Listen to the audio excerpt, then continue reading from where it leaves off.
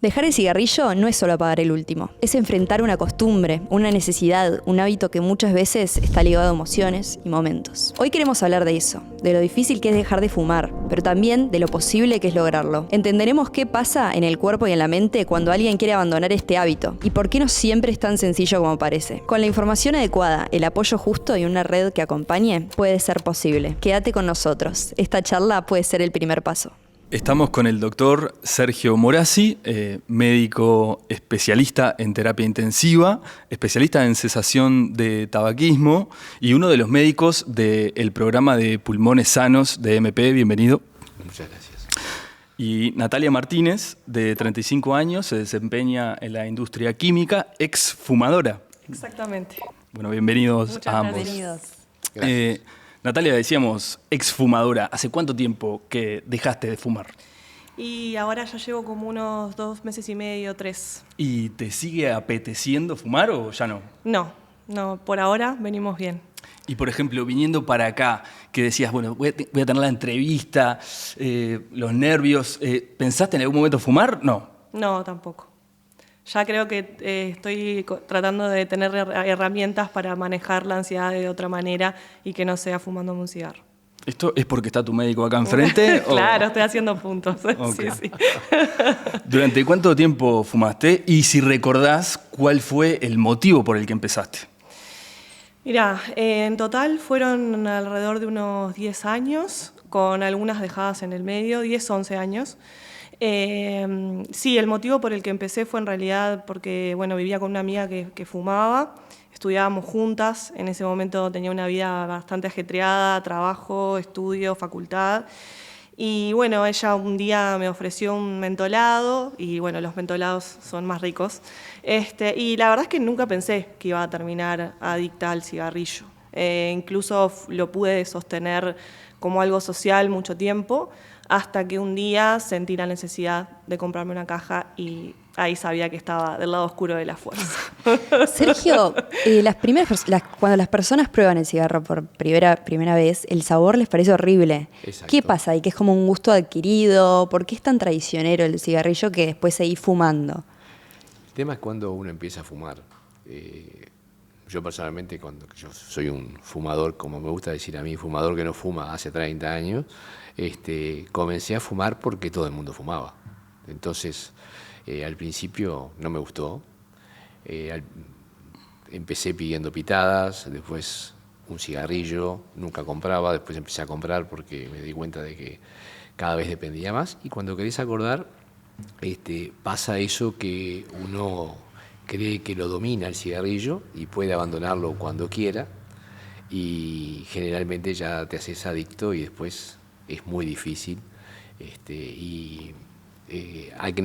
Ahora se puede tener ayuda para lograr el objetivo. En la época en que yo dejé no había, y era muy difícil dejar solo, porque está comprobado por estadísticas que 1 de cada 10 solamente dejan solos y bruscamente de fumar. Entonces es más fácil, siempre con un tratamiento, y etcétera. Pero el tema fundamental es que uno empieza a fumar y cae en la adicción sin darse cuenta, como todas las adicciones. Natalia, el tabaquismo tiene, además de la dependencia física, también juega mucho el aspecto emocional. En tu proceso para dejar de fumar, ¿cómo jugaron esos aspectos? Bueno, en realidad creo que es darse cuenta de que es un círculo vicioso en el que estás. O sea, vos creés que el cigarro te calma la ansiedad, pero a su vez es el que te está generando las ganas de volver a prenderte otro. Yo creo que no hay soluciones mágicas. Creo que la fuerza de voluntad y las ganas de estar bien siempre tienen que ser más fuertes. Y creo que, que hay que tratar de cosechar y de aprender otras herramientas que te ayuden a gestionar esas emociones negativas. O sea que eso de que el cigarrillo relaja o desestresa, ¿es un mito o es así? Les pregunto a ambos como exfumadores. Lo fundamental es saber que el cigarrillo no es un tranquilizante. El cigarrillo es todo lo contrario. Es un estimulante, provoca aumento de las pulsaciones cardíacas, aumento de la presión arterial, una reacción más bien de despertar, es notorio y claro que los que trabajamos, yo trabajé muchas veces en guardias nocturnas y era cuanto más fumaba. Es más, la gente que trabaja de noche fuma más. ¿Por qué? Porque te mantiene despierto. O sea que en realidad es un estimulante. ¿Qué sucede? Cuando uno se hace adicto a la nicotina, necesita la nicotina. El cuerpo pide nicotina. Entonces, en el momento que uno está ansioso por la falta de nicotina, ¿cuál es la forma de tranquilizarse? Fumar un cigarrillo. Entonces, por eso es que el fumador necesita el cigarrillo para estar tranquilo. ¿Ah? Y por eso utilizamos muchas veces los ansiolíticos para sacar y para hacer el tratamiento para poder combatir esa ansiedad que provoca la abstinencia. Y también se usa, por ejemplo, en el aburrimiento, ¿no? Exacto. O como premio incluso. Como cómo está ligado la emocionalidad con la necesidad de fumarse un cigarrillo. Exactamente. El cigarrillo es bienvenido cuando hay un estrés, un problema. Ahí el cigarrillo hace de amigo, entre comillas. Está presente en las alegrías para festejar algo. Está presente en los momentos de ocio, uno está aburrido, no sabe qué hacer, no sabe qué hacer, no, un aburrimiento, una persona está sola, no sabe qué hacer, se fuma un cigarrillo. No se da cuenta que son 2 minutos o 3 que no va a estar aburrido, porque después va a volver el aburrimiento otra vez. ¿Qué pasa, Sergio, por ejemplo, en esos momentos que tenés un problema en el trabajo, un pico de estrés en tu casa, y un problema con tu hijo, la familia, que es cuando el exfumador tiene la necesidad de decir, bueno, me fumo un cigarro ahora? ¿Cómo lidia en ese momento? ¿Cómo hace para controlarse? Bueno, generalmente lo que manejamos en el tratamiento es fundamentalmente tener varios carteles. Uno de ellos es el cigarrillo no soluciona problemas. Entonces, si nosotros ya logramos el objetivo de no estar fumando, saber que si tenemos un problema o una situación de estrés, esa situación de estrés va a seguir estando ahí y vamos a tener un segundo problema que es haber vuelto a fumar. Entonces eso lo trabajamos siempre se menciona en la consulta, en todas las consultas, cosa de que tengan esos carteles y también que el cigarrillo no se subestima. Que el subestimar es decir, a veces viene de los propios amigos. Fulanito, fumate un cigarrillo que vos ya lo tenés dominado. Y sin embargo, es el comienzo de la recaída, digamos, el hacer ese tipo de cosas. Y es que también se considera que con fuerza de voluntad ya podés dominar, ¿no?, el vínculo que tenés con el cigarro. ¿Es suficiente tener fuerza de voluntad o juegan también algo cerebral que la adicción se hace muchísimo más fuerte? Depende de en qué etapa estés. La adicción, o sea, los receptores de nicotina en el cerebro están ahí y van a seguir estando ahí. Los formamos cuando empezamos a fumar y se mantienen. O sea que es como que los reavivaras con el humo. Por eso hay que tener mucho cuidado y por eso que siempre dicen que los exfumadores son los peores enemigos de los fumadores. Y es porque existe lo que se llama el humo de segunda mano, que es el humo que se aspira del cigarrillo de otro. Eso estimula a los receptores. Entonces, en definitiva, la persona que logró el objetivo de no fumar más, poco a poco va a empezar a tener ganas de volver a fumar. Natalia, ¿cómo te ha ido en el proceso de dejar de fumar? ¿Tuviste recaídas o lo pudiste hacer todo de continuo? Bueno, ahí el doctor tiene un término distinto porque la recaída es cuando vos habías dejado y volvés a fumar todos los días y si no, es un desliz, ¿no? ¿Estoy en lo correcto? Bueno, entonces el desliz es cuando te fumaste alguna noche y si deslices tuve varios. En estos 2 meses y medio que te digo no, por eso los cuento como el tiempo que llevo sin fumar, sin haber recaído ni una sola vez, o sea, sin haber tenido ni un solo desliz. Pero sí en el proceso tuve varios que estaban muy vinculados a cuando tomo alcohol, que lo tengo como algo muy atado a reunión social, alcohol de por medio y prenderse un cigarro es como lo máximo que te puede pasar. Sí, en esos momentos se me hace bastante complicado, sobre todo cuando salgo algún fin de semana y hay gente que fuma a mi alrededor, tengo que evitar agarrar un cigarrillo. Y tuviste que evitar también tomar alcohol, o sea, ya no puedes tomar alcohol. No, en realidad o es esporádico. lo que sí hice por un tiempo fue tratar de, tomarme un vasito o 2 y dejarla por ahí, porque obviamente que el alcohol es un desinhibidor y cuando tomás y estás como alegre, ya llega un punto donde, bueno, no tenés filtro o no te importa tanto. Entonces, bueno, tratar de tomar más moderadamente seguro fue una de las cosas que tuve que hacer. Pero bueno, no necesariamente cortarlo a cero. Y bueno, y tratar de no exponerme demasiado, como dice el doctor, al humo del cigarro de otras personas. No salir a la sala de fumadores, si alguien fuma, pedirle que fume lejos de mí. Ese tipo de cosas sé que las voy a tener que hacer siempre. Y, por ejemplo, ¿cómo haces también para como seguir perteneciendo a esos lugares o compartir con amigos que siguen fumando? Porque en realidad también es como que estamos rodeados de alguna manera de personas que fuman y dejar de estar con ellos no sería como una solución tan viable, sostenida en el tiempo, digamos. Yo creo que es clave que la gente que te quiere y que fuma y que sabe que estás en ese camino te apoye.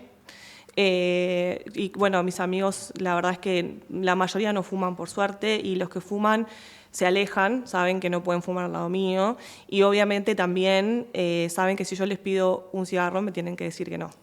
Claro. No. Entonces, sí, no voy a dejar de compartir con gente que fuma, pero sí también tomar los recaudos que necesito, y creo que esto es un mensaje para la gente que fuma. Si hay exfumadores o que están en el proceso, de tener un poco de compasión y saber que ese camino es muy difícil y se necesita apoyo. Sí, a mí me quedó lo que vos me dijiste a mí, que no pruebe, o sea, que nunca me llegue a fumar ni un cigarrillo entero. Yo como no fumadora me dijiste ni siquiera lo pruebes, porque claro, ¿cómo es eso de que, o sea, cuándo se puede considerar que le empezás a agarrar el gustito? ¿Después de cuántos cigarrillos? No hay un término, no hay una cantidad exacta. O sea, es como todas las cosas, como las agujas de un reloj. La de las horas no la ves moverse y se va moviendo. Así va pasando con la adicción. O sea, sin darte cuenta, es el proceso que yo te decía. Primero pedís, después empezás a comprar, fumás uno los fines de semana, después empezás a fumar más los fines de semana. Ese es el gran problema de los adolescentes, fundamentalmente, es que no fuman durante toda la semana y el fin de semana se pone una caja de 20, por ejemplo. Entonces, ellos ya son fumadores, necesitan un tratamiento para no fumar más. Y es muy, muy difícil de lograr. El estigma social que produce el tabaquismo, sobre todo con ciertos roles como por ejemplo en un médico o un profesor, supongo que también igual para los fumadores convencionales, ¿cómo juega en el proceso de dejar de fumar ese estigma? Según las épocas. Hace 30 años atrás el fumar era la moda, digamos. El cigarrillo tenía su glamour. En todas las propagandas publicidad que se hacía. En todas las propagandas claro. estaba alguien fumando. La caja de Marlboro con el hombre a caballo. Eras el galán si fumabas. Exacto. Después claro. las mujeres con la boquilla largas y el cigarrillo en la punta. Elegancia. Y guantes, exacto. Y con guantes, etcétera. Entonces todo eso se estaba vinculado con el charming y toda la parte de glamour. Después, en el momento actual ya es distinto. Ya los fumadores sí se sienten un poco perseguidos, fundamentalmente cuando se inició el proceso en Uruguay, que fuimos pioneros en Latinoamérica, fuimos el primer país de Latinoamérica en lograr la ley contra el tabaquismo, de prohibición de fumar en lugares cerrados, y el respeto al no fumador. Eso fue muy importante y fue vital para lograr el objetivo, ¿no? ¿Cómo repercutió esa ley en el Uruguay? De forma fantástica. O sea, realmente la gente se concientizó, porque eso fue acompañado no solamente de la prohibición, sino también de la educación, a nivel no solamente de las escuelas y de los liceos, a nivel de las campañas públicas. Los medios fueron muy importantes, de mostrar el daño que producía el tabaco, ya sea por vía visual o televisiva, la prohibición de la venta a menores de 18 años, el aumento de los impuestos, por supuesto, porque el bolsillo también pesa, y también toda la educación escolar fue fundamental. Mucha gente que venía a la consulta decía, vengo porque mis hijos me tienen cansado de decirme que no quieren que fume más. Entonces, realmente creo que es una cosa que no hay que perderla, que hemos avanzado. O sea, fue una política de shock que tuvo Uruguay en esa época. Al principio no fue muy bienvenida por los fumadores, pero muchos ahora, viéndolo ya desde una perspectiva de no fumador desde hace años, se dan cuenta que fue una política excelente y que los países que lograron el objetivo más rápido fueron los que tuvieron esas políticas de shock. Y ahí ahora como que el cigarrillo no está bien visto, pero ¿qué pasa con los cigarros electrónicos? Como el vape y esas cosas que están más de moda hoy en día, ¿cuál es la preocupación médica alrededor del vape? Bueno, el tema es que El vapo, es en inglés, vape, vapo. Sí, los vapeadores y el cigarrillo electrónico los hace la misma industria tabacalera. Porque, ¿qué pasa? Es una manera, primero que también tienen su glamour, cada vez son más lindos, uno los mira y son hasta... Olor a frutilla, todo. Así, tienen olor rico, no te dejan olor a tabaco, y etcétera. Pero primero que es una forma en que fundamentalmente el público adolescente, que es, digamos, el que a las tabacaleras le conviene atacar, porque son los que van a fumar más tiempo, van a consumir tabaco más tiempo. Entonces, ustedes no sé si se recuerdan, cuando salía la propaganda en la televisión, fumar es cosa de adultos. Bueno, eso subliminalmente era un mensaje a los adolescentes. ¿Por qué? Y es mentira en realidad, ¿no? Porque todos arrancaban claro, mucho por antes. eso te digo, 15, era subliminal, porque ¿qué es lo que quiere una persona, un adolescente? Crecer. Entonces, si fumaba, era una cosa de adultos. Entonces, es una propaganda subliminal. Y los vapeadores, al tener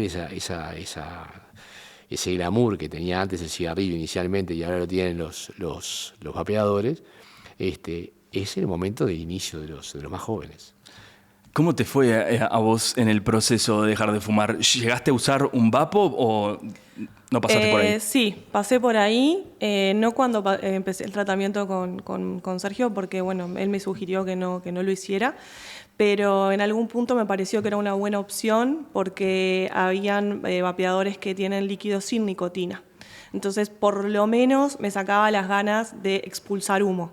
Entonces sí, me pareció una idea brillante.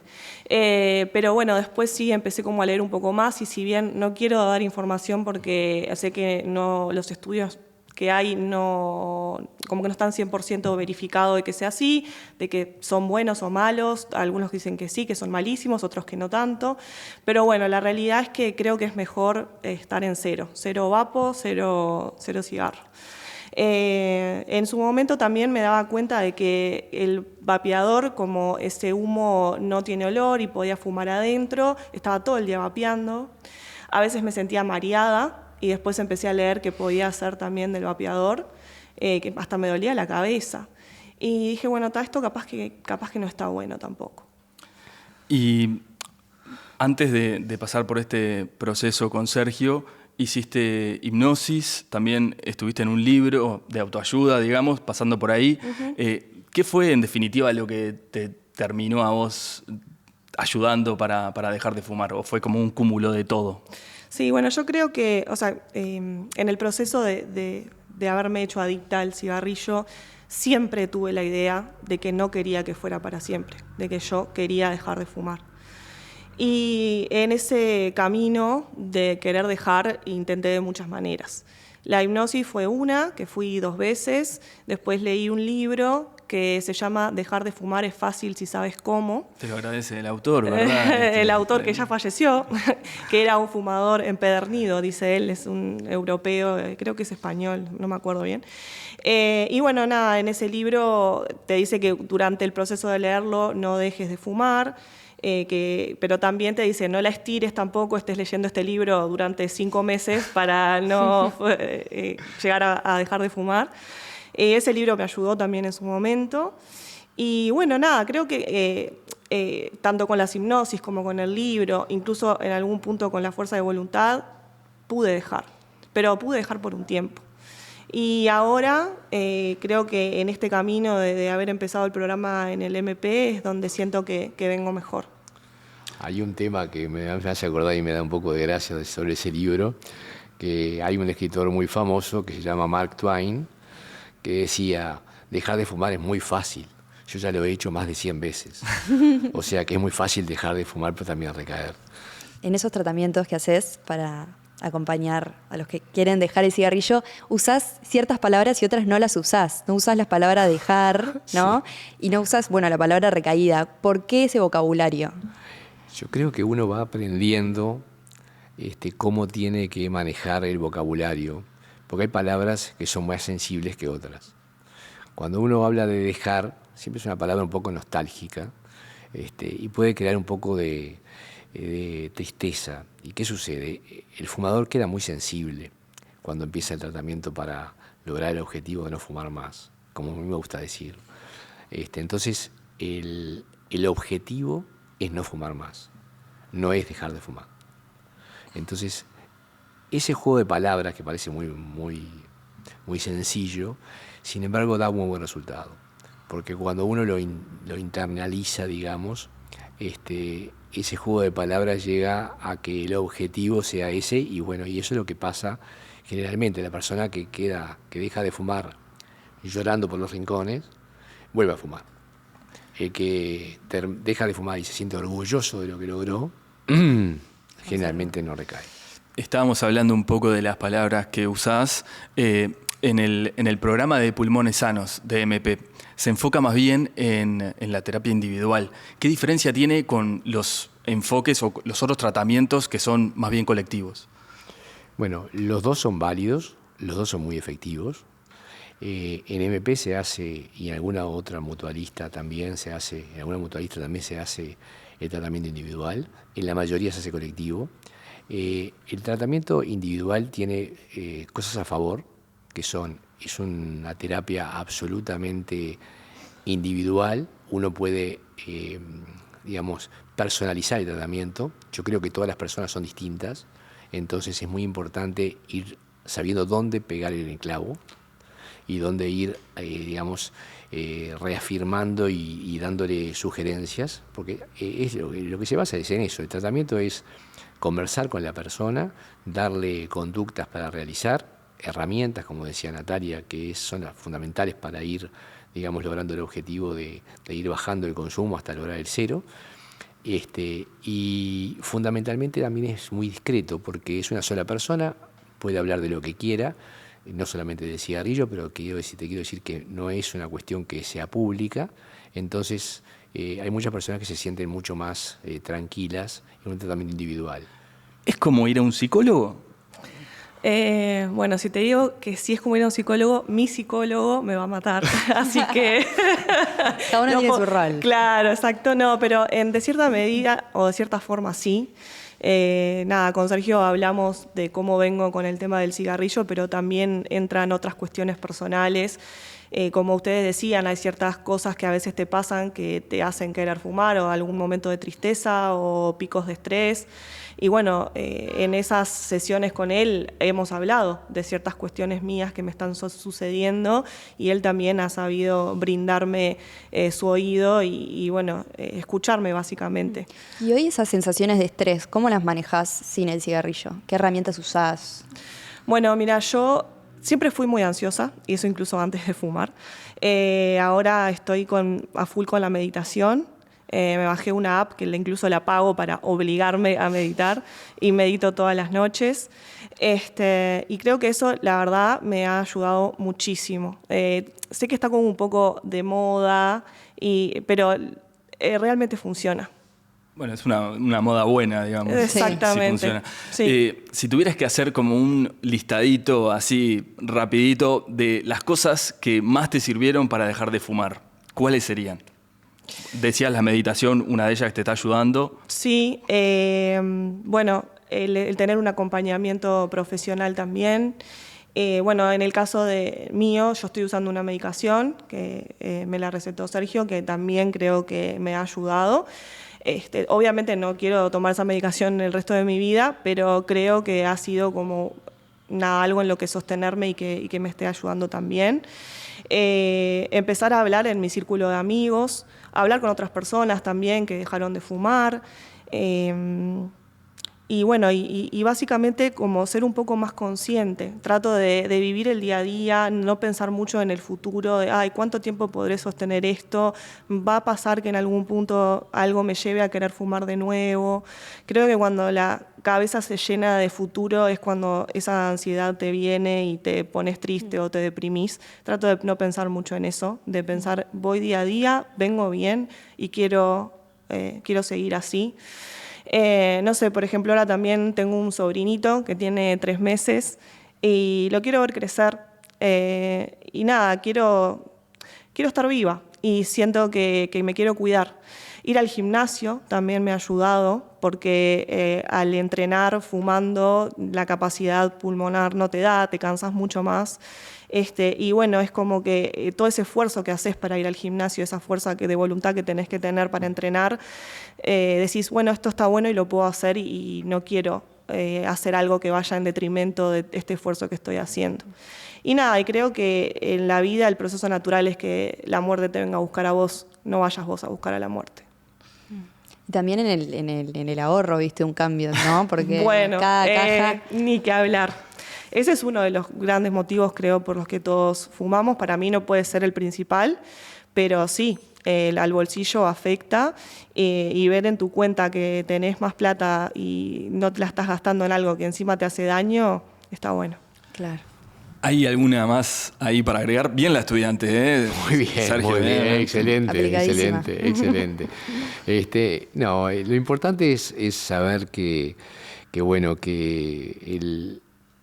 el día para empezar el tratamiento para dejar de fumar, ideal no existe, ¿tá?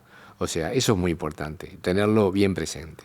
Yo tengo muchos pacientes que atiendo como médico y los atiendo desde el punto de vista de la medicina. Los médicos tenemos obligatoriamente que brindarle por lo menos 2 o 3 minutos en cada consulta, todos los médicos, al cigarrillo. O sea, a la persona que fuma, sea un ginecólogo, sea un dermatólogo, o sea, tiene que decirle que tiene que dejar de fumar. Entonces, el día ideal no existe. Entonces, eso es lo primero que tienen que saber. Porque problemas tenemos todos, y si no lo tenemos hoy, lo vamos a tener mañana. Entonces, si esperamos a no tener problemas para poder lograr el objetivo y empezar a dejar de fumar, no vamos a dejarlo nunca. Eso es una de las cosas que uno utiliza como, es un auto boicot que uno hace, se engaña a sí mismo. Entonces, hay que tener presente que lo que hay que tener seguro es que uno quiere, como dijo Natalia, vivir más y mejor. ¿Tá? Para eso el cigarrillo sobra, está fuera. Es más, hoy en día toda la gente joven y la gente no tan joven está para el deporte, le gusta esta parte estética, le gusta el deporte, le gusta rendir en los ejercicios, está muy de moda ahora correr, etcétera, todo tipo de ejercicio físico. Y el cigarrillo te quita capacidad sin duda, en todos los aspectos desde el punto de vista físico, y en la parte estética también te hace mal. Entonces el que deja de fumar mejora la parte estética, mejora la parte física, mejora el bolsillo. Digo, son todos beneficios. No hay nada que sea negativo dejar de fumar. Todo es positivo. Entonces, si es todo positivo, yo les digo siempre, hay que tener coherencia en la vida. Entonces, si vos te vas a quedar sentado, mirando televisión, comiendo bizcochos a toda hora, y no te movés y no vas a trabajar tampoco, te van a tener que pagar, entonces ahí sí, sos coherente, fumás también, te autodestruís. Pero si vos querés mejorar tu vida, mejorar tu capacidad desde el punto de vista físico, querés estar, el cigarrillo sobra. Y siempre es beneficioso a cualquier edad dejar de fumar. Eso es una de las cosas fundamentales. A cualquier edad. Así sea a los 70 años, a los 75 o a los 30. Hay que dejar de fumar cuanto antes. Cuanto antes dejemos, menos secuelas quedan. Una pregunta que me había quedado ahí atrás que me gustaría hacer es ¿cómo se tratan las recaídas? No los deslices, las recaídas. Justamente, eso es una de las cosas que yo siempre les digo a los pacientes. No hay que dejar de venir. O sea, porque ¿qué pasa? ¿Qué sucede? Muchas veces la formación del equipo provoca una responsabilidad. Esa responsabilidad trae aparejado de que el paciente cuando fracasa o cuando tiene una recaída, por ejemplo, deje de venir. Entonces yo siempre digo lo mismo. Cuanto antes vuelvas, más fácil vas a volver a ser llegar a cero de vuelta.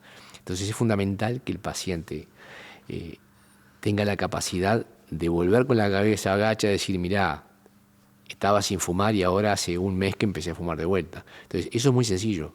Si pasan 2 o 3 años ya no es tan fácil.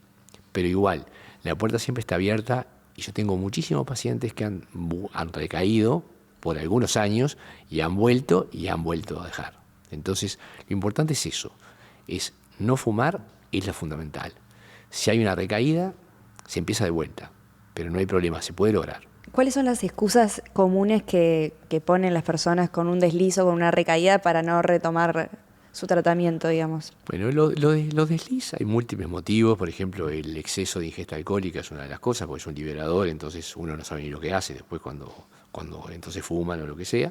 También las salidas, alguna fiesta, lo que sea, eso es un desliz, puede pasar. Las recaídas ya van más en base a una cuestión de que la persona estuvo muy complicada, con mucho estrés, entonces ahí tenían algún cigarrillo en la casa, escondido por ahí, lo agarró o compró o le convidaron, y entonces ahí van empezando a fumar de vuelta, y entonces ahí se desconectan a veces de repente de la clínica y cuando vuelven hace un tiempito que están fumando. Pero te vuelvo a repetir, lo importante es crear ese compromiso y ese sentimiento de que la puerta siempre está abierta, que nunca van a ser hostigados por volver a fumar, al contrario, van a ser bienvenidos. Eso es muy importante, crear ese vínculo, formar ese equipo que yo le llamo de médico-paciente. Natalia, en estos meses que llevas sin fumar, ¿cuáles son los resultados positivos que has notado en tu cuerpo o emocionales?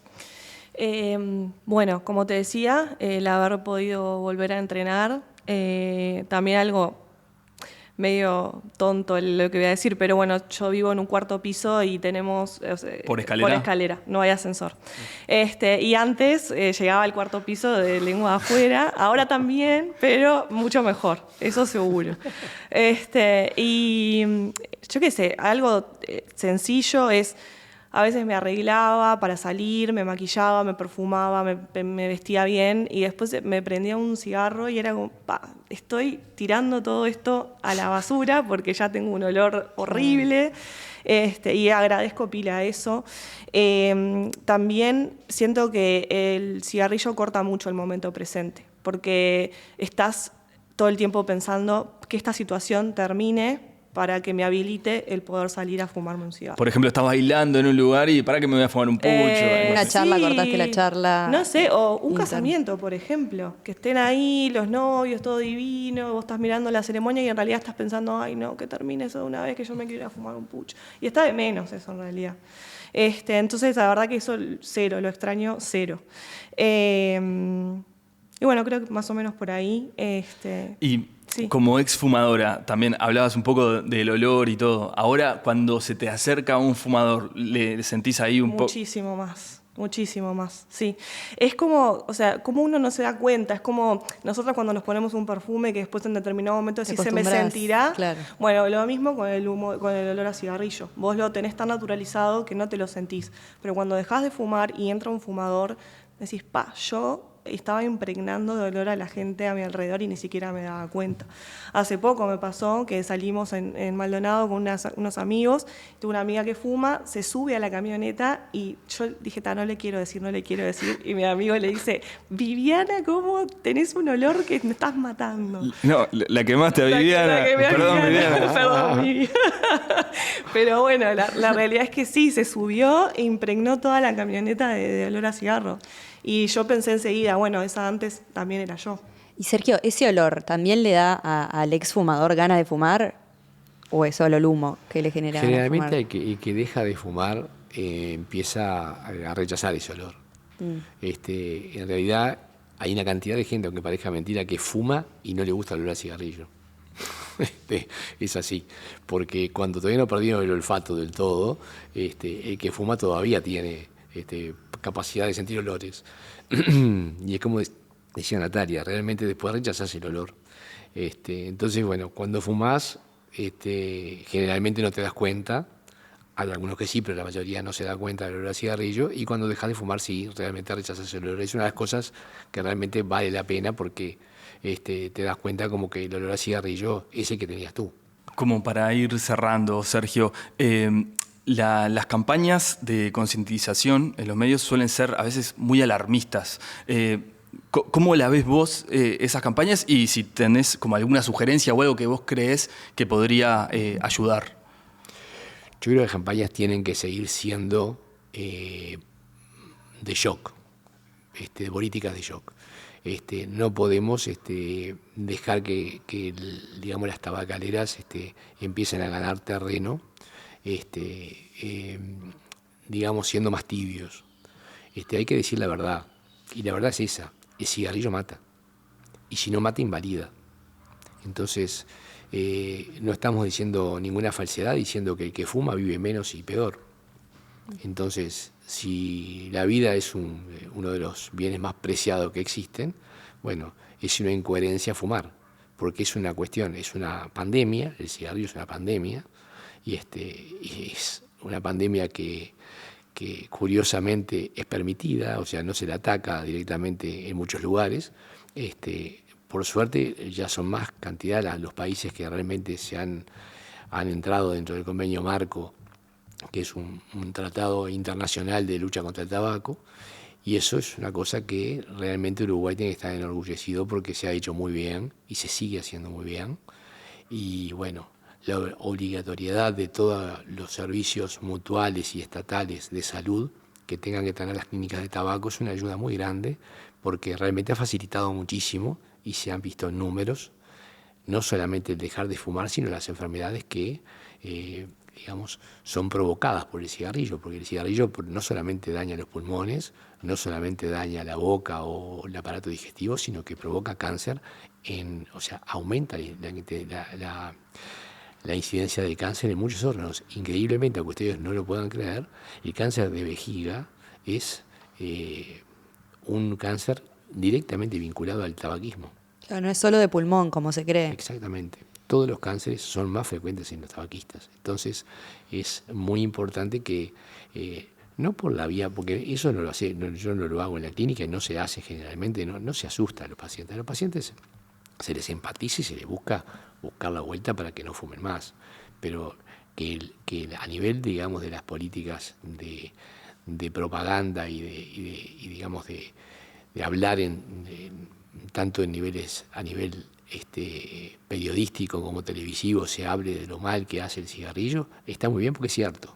Entonces eso ayuda a que la gente se ponga en campaña para lograr eso que yo llamo objetivo: no fumar nunca más. Bueno, Natalia, Sergio, muchísimas gracias por haber compartido con nosotros. Esperemos que este video pueda ayudar también a muchas personas, a muchos fumadores, para que sean exfumadores. Bueno, gracias por el espacio. Gracias. Es un placer. Muchas gracias.